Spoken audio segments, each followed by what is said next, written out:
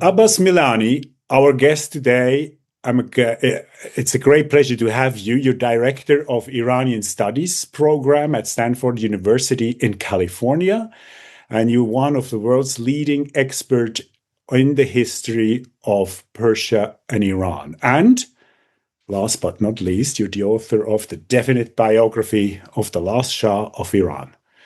Dr. Milani, it's a pleasure to have you. It is my pleasure to be back chatting with you. Now, we're looking to your original home country, to Iran. Iran has been living through one of its darkest times in the past weeks. We had demonstrations started across the country as protests against economic hardship. And on January the 8th, the regime struck back. It took down the internet and phone connections, and in the darkness, it massacred masses of people. Figures are up to 2,800. We have not a clear picture yet. Approximately 18,000 were arrested. Now, there were many waves of protests in the past 47 years since the revolution. How is this different? Can you put these protests in context of the recent history?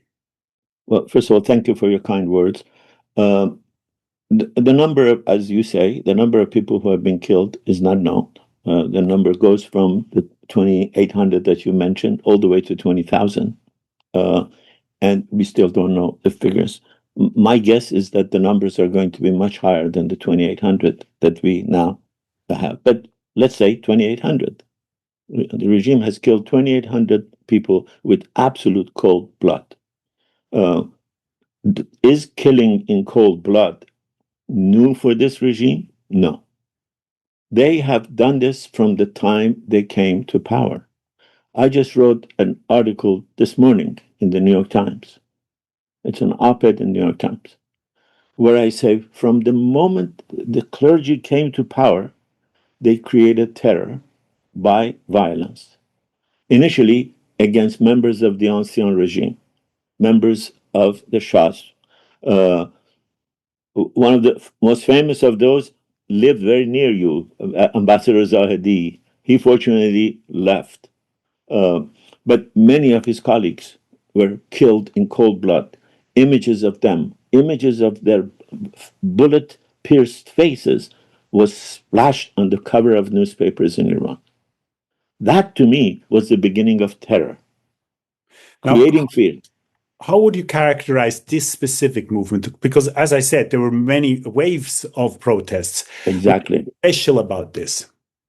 What is special, first of all, is, I think, the most brutal. They have never killed that many in so short of a time.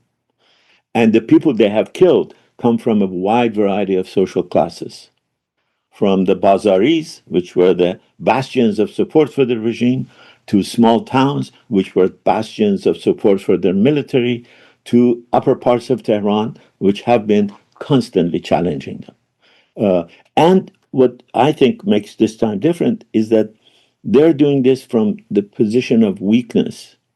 They're at the weakest moment in their 45 years.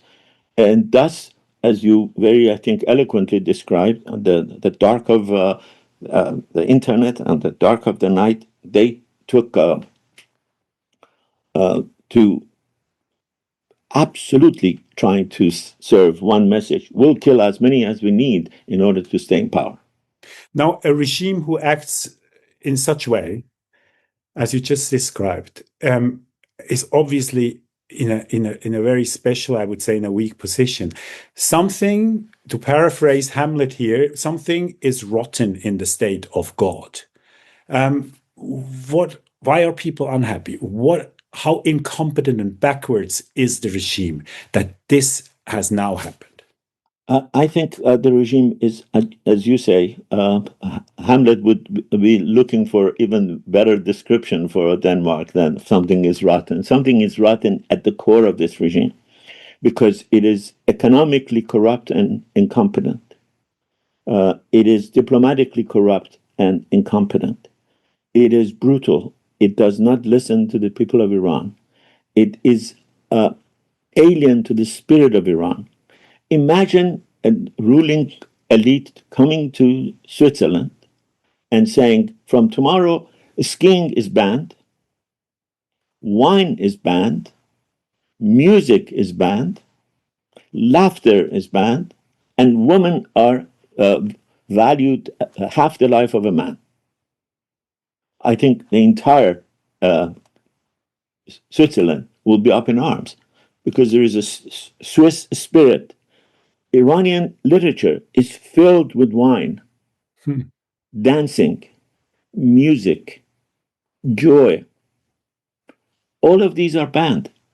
I want your listeners and your readers to know, imagine tomorrow a regime comes to Switzerland and says, women can't go watch soccer or tennis or ski games.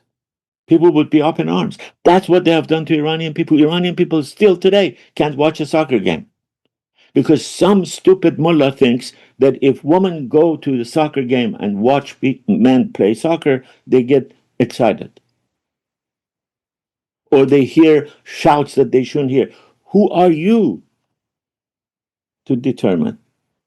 Shame on FIFA for allowing Iran to participate in international competition when half of the population was banned from games inside Iran. The son of the late Shah, Prince Reza Pahlavi, played an eminent role in the recent protests. He encouraged the people to rise up. And on January 8th, that day when the internet went down, he urged Iranians to pour onto the streets at 8 p.m. That is the weekend, the official weekend. A question that many people ask here: how is he qualified, apart from being a member of the Shah family, to be considered a future leader for Iran? What are his credentials? Almost 50 years after his father and his family got pushed out of the country. I think that's a very legitimate question. First of all, the only people who can answer that question are the people of Iran. If the people of Iran think somebody is qualified, they might be wrong. They thought Khomeini was qualified 44 years ago. They certainly were wrong in choosing that.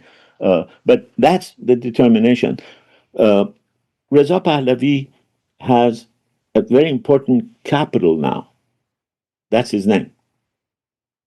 The name that used to be a liability in 1979 as a result of a historical revisionism by the people of Iran, most important, as well as by some scholars. And that name now has more credit.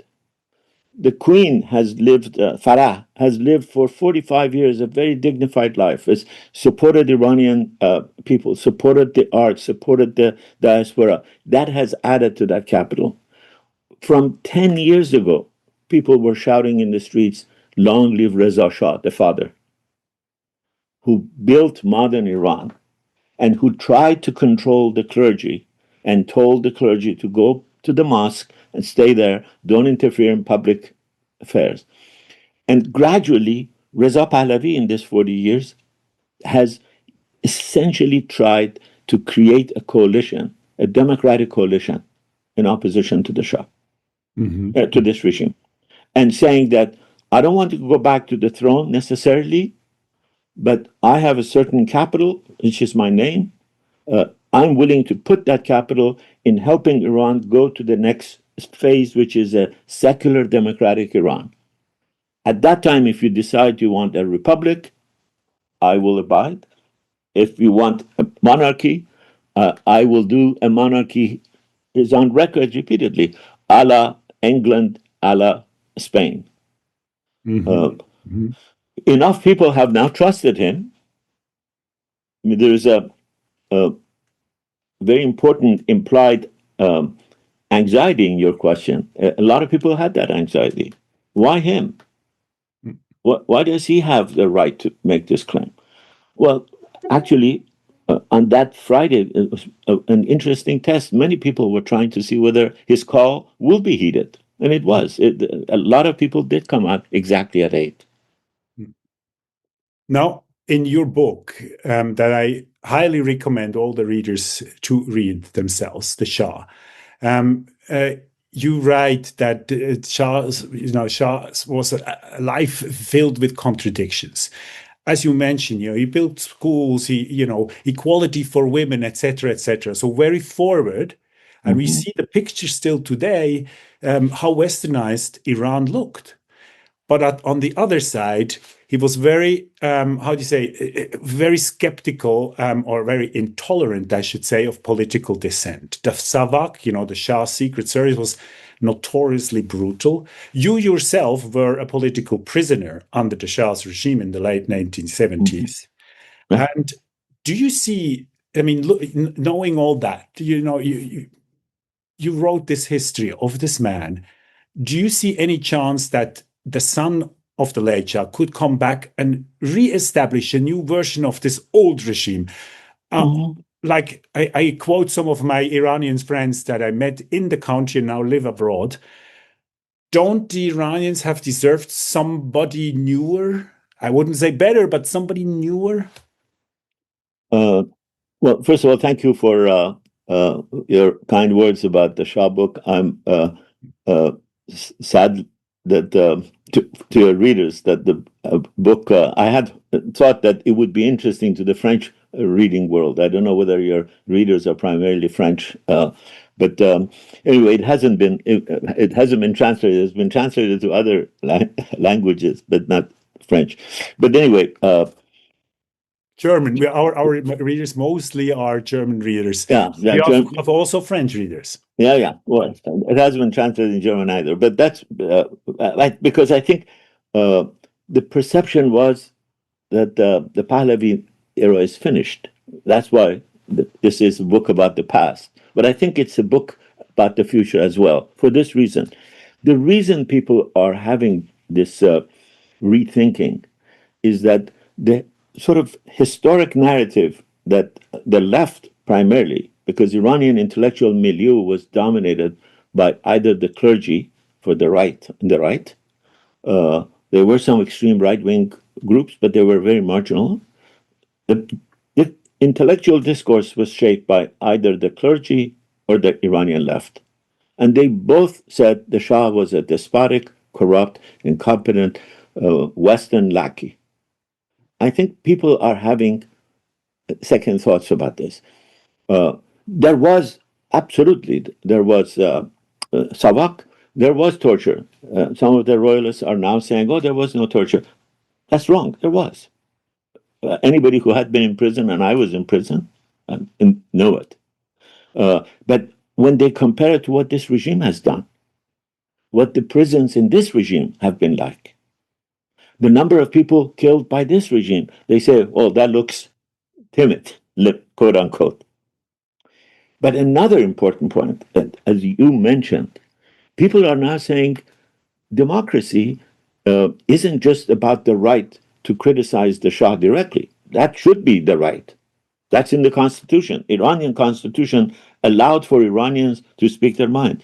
But the fact that women were allowed to appear in streets as they wanted, the fact that Jews were protected, the fact that the Baha'is were protected, Christians were protected, the fact that the poor had the opportunity to go to school, the fact that Iranians could travel outside freely.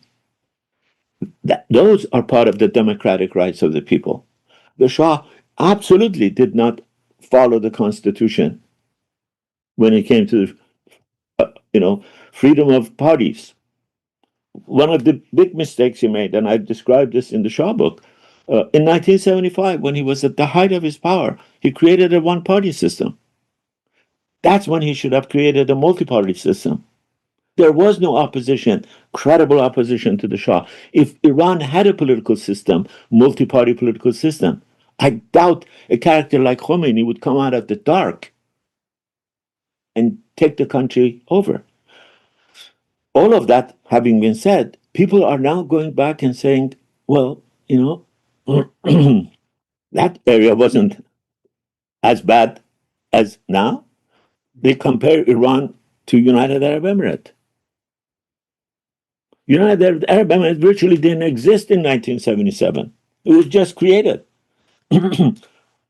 People easily go to United Arab Emirates from Iran, and they see what they have built, and they see what these people have done with their wealth.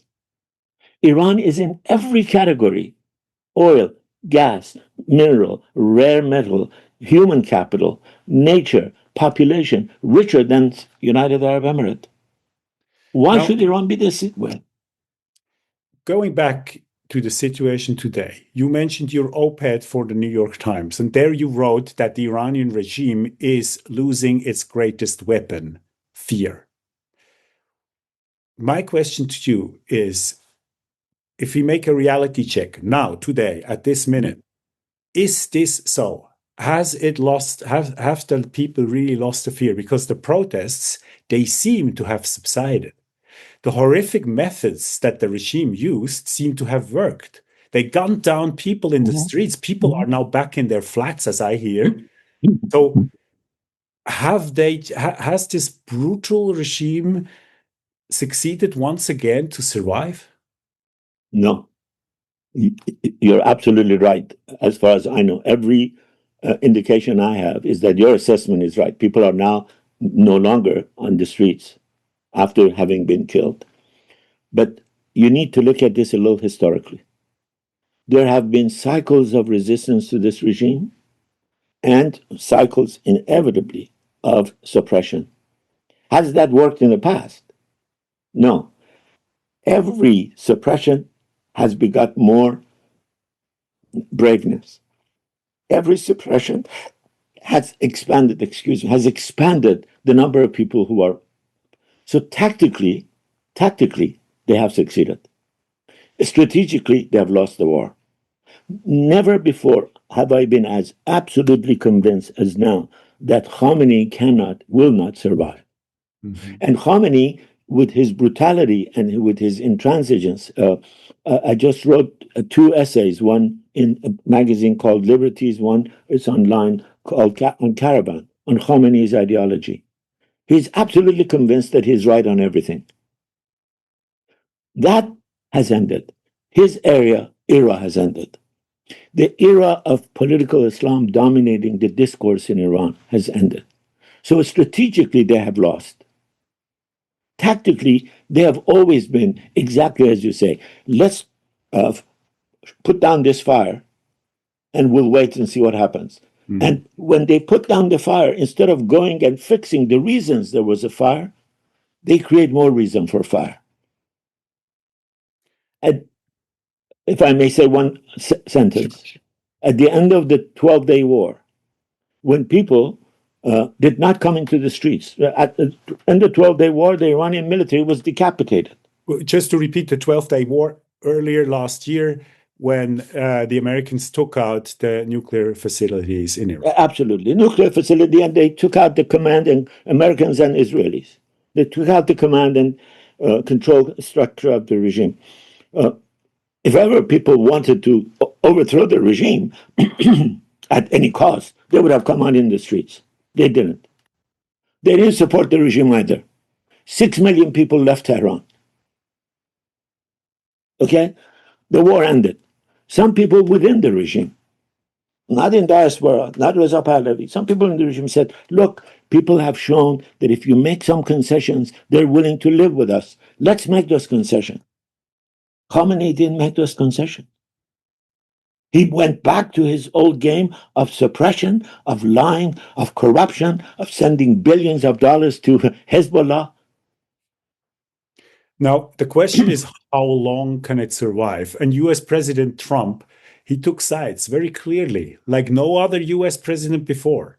He took sides with the protesting people. He literally called the people to go for regime change. He wrote on Truth Social, Iranian patriots, keep protesting, take over your institutions, which is a clear indication that he wants a regime change. Help is on its way. Now, days have passed since he wrote those lines, and no help has been seen in Iran. I hear Iranians say, I mean, there are also people in the diaspora, they say he put our people at risk and let us down now. How do you see that? I was very surprised by two things. One, I apologize. I've been almost talking incessantly since I apologize. I bet, for good reasons.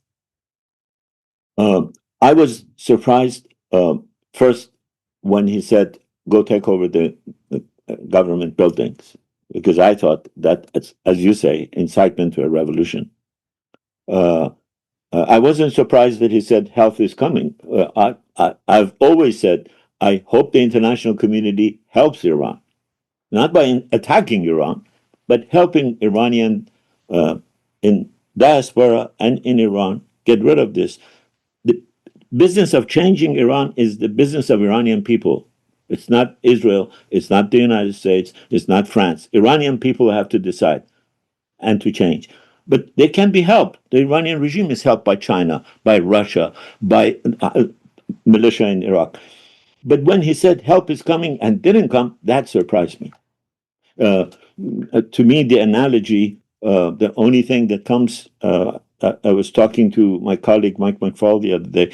He said the only thing that he can remember is Hungary. Right.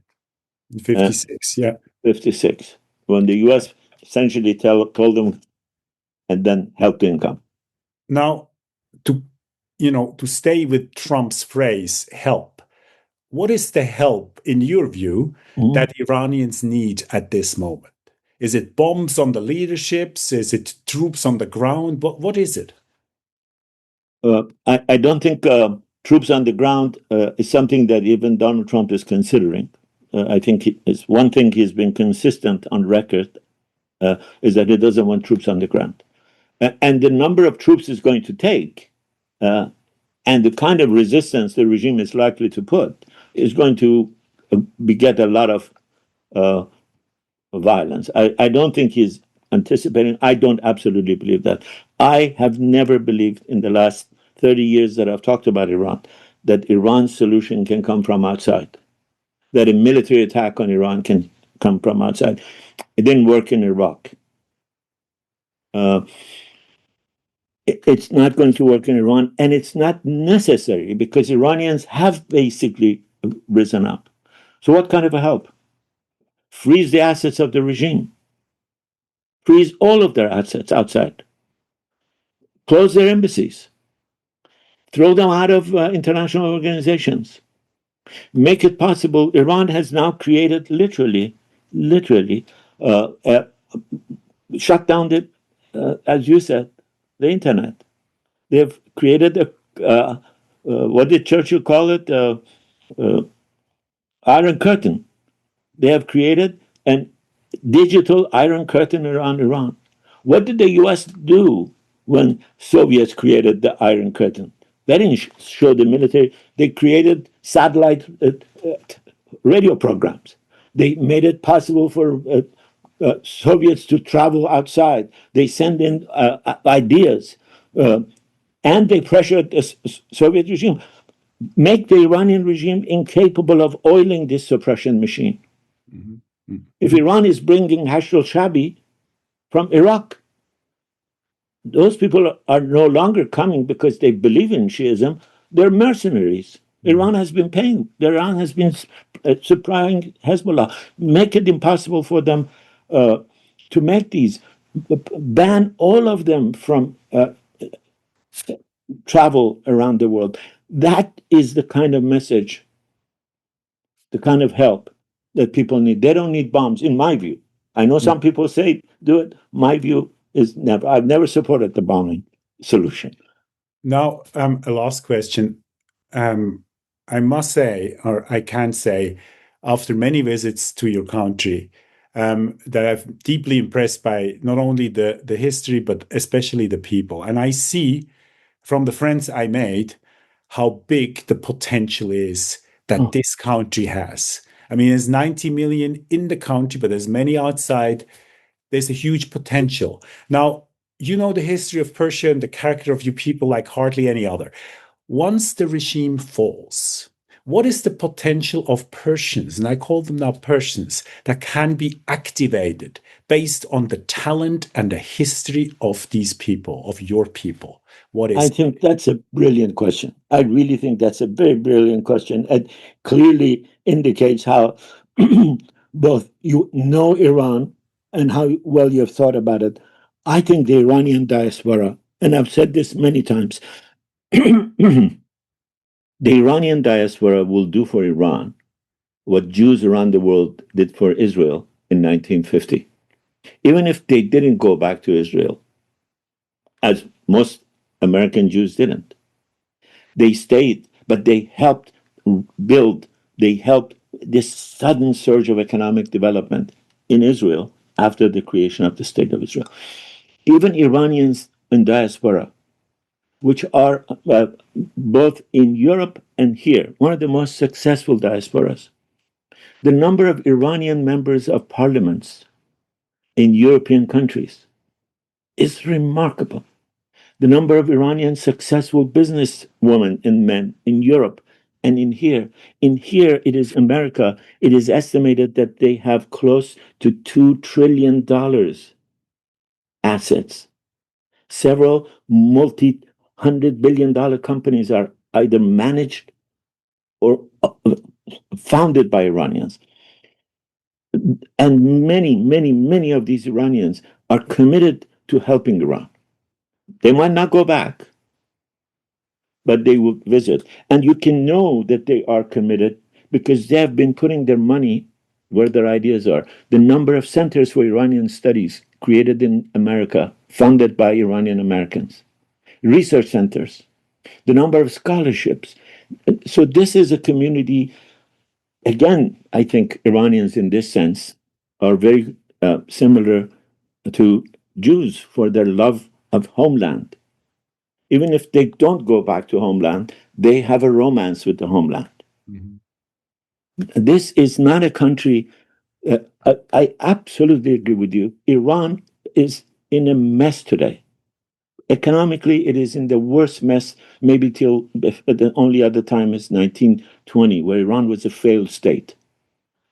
But Iran can be fixed very quickly because of the richness of the people inside and the vastness of the diaspora in terms of its managerial, entrepreneurial, medical, marketing, scholarly help. Some of the best books about Iran have been in the last 40 years written in diaspora.